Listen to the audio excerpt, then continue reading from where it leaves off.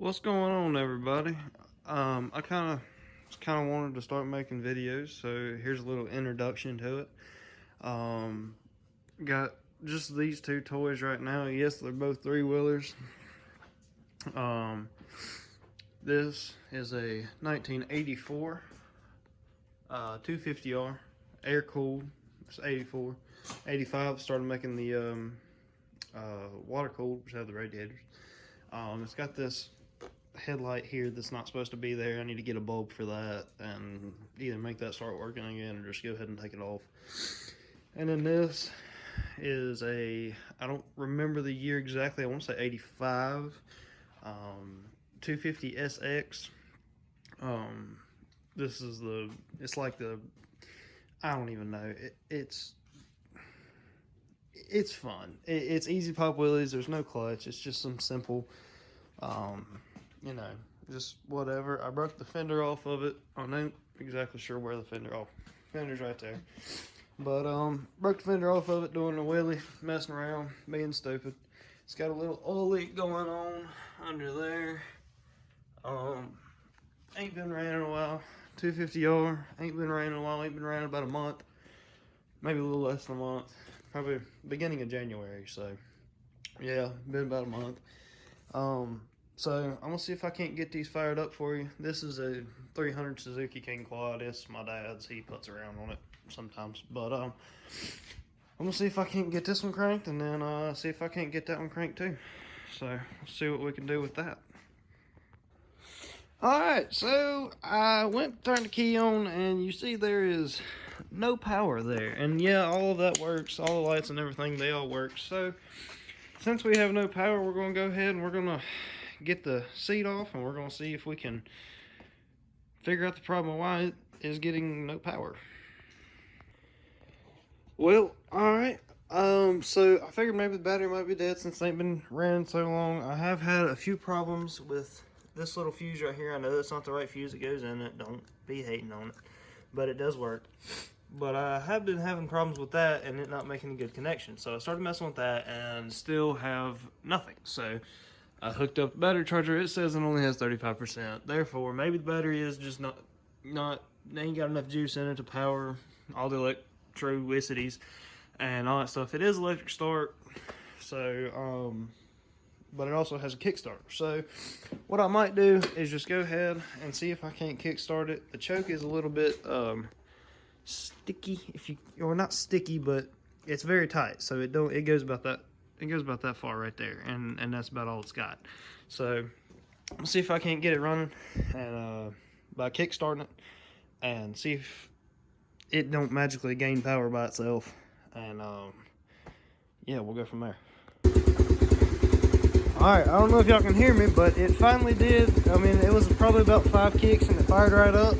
I'm still over here holding the choke on it, but still and yet I have no power. So while it's running, I'm gonna come back here and see if I can't mess with some wires and see if I can't get some power to come on up there. I'll let y'all know how that goes out. Alright, so I'm gonna try to get y'all in here to see this. But if you look closely, if I can get it right, you'll see sparks in there. So it is getting electricity there, it's just not coming up on display.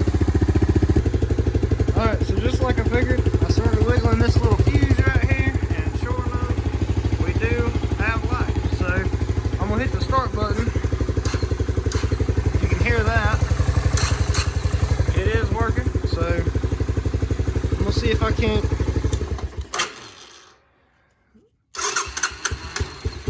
Yes, sir. There she is. Runs like a charm, idles like nothing. And that is the 250 SX, ladies and gentlemen. Alright, we got it cut off, all put back together, and everything's fine with it. So now we're going to see if we can't get the old 250R running and idling and, well, running. Tires go flat on it. I don't know, I ain't quite understood it yet. It was just one of them. Now it's both of them. But we're gonna see if we can't get her running. We're gonna come down here, turn that right there on, come over here and turn the fuel on. And usually this one don't take too super long to crank, so I'm gonna see if I can't just keep on recording.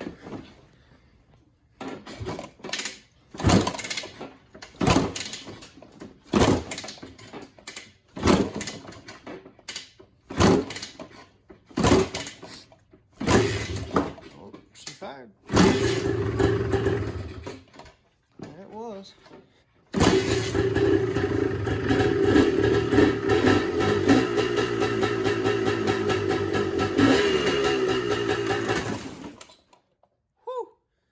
My foot slipped.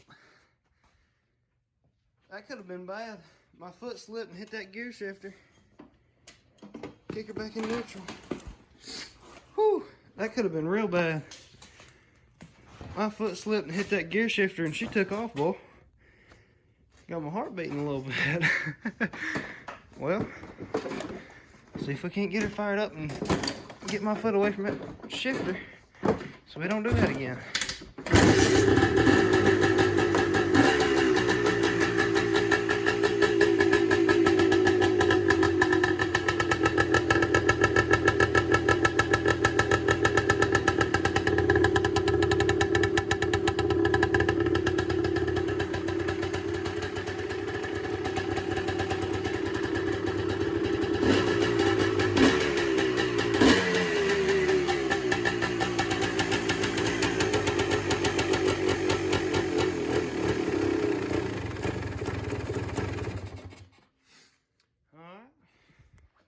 She does run. I don't want to run it too much, just for the sake of being able to breathe in here. You can see kind of in this area it's a little smoky, but for the sake of being able to breathe, we're gonna let her not run. But this thing has just been rebuilt about 2 months ago. I got it back, I believe, right before Christmas, around right before Christmas. So, all of this, everything was redone. It had been sitting for I don't know how long, and so we had to get it rebuilt. I didn't want to do it because everything was kind of warped in there. Whoever done it before put a cheap piston in it, messed it all up, and it was not very happy. You will see that it still has some whatever this is right here. And I don't know what it is. I don't know the purpose of it. I was scared to take it off because I figured it's there for a reason. So all that's done. It's got a new throttle cable on it. Right, this one.